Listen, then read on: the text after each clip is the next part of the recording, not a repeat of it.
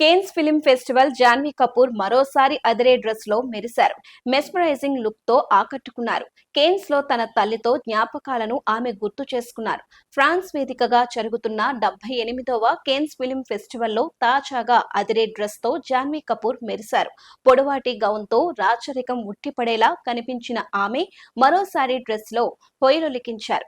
జాన్వీ కపూర్, ఇషా ఖట్టర్ ప్రధాన పాత్రల్లో నటించిన హోమ్ బౌండ్ సినిమాను ఈ ఫెస్టివల్ లో ప్రదర్శించారు. ఈ మూవీకి అతిథుల నుంచి అద్భుతమైన రెస్పాన్స్ వచ్చింది. సినిమా ప్రదర్శన పూర్తయిన వెంటనే వారంతా నిల్చొని 9 నిమిషాల పాటు స్టాండింగ్ ఓవియేషన్ ఇచ్చారు.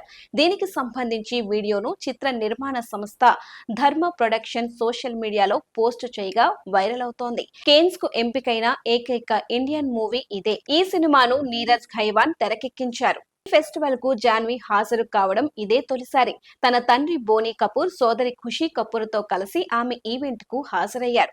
తల్లి శ్రీదేవికి ఈ ప్రాంతం అంటే చాలా ఇష్టమని, ఆమె లేకుండా ఇక్కడికి రావడం ఎంతో బాధగా ఉందన్నారు జాన్వీ. ఆమెను ఎంతో మిస్ అవుతున్నట్లు చెప్పారు.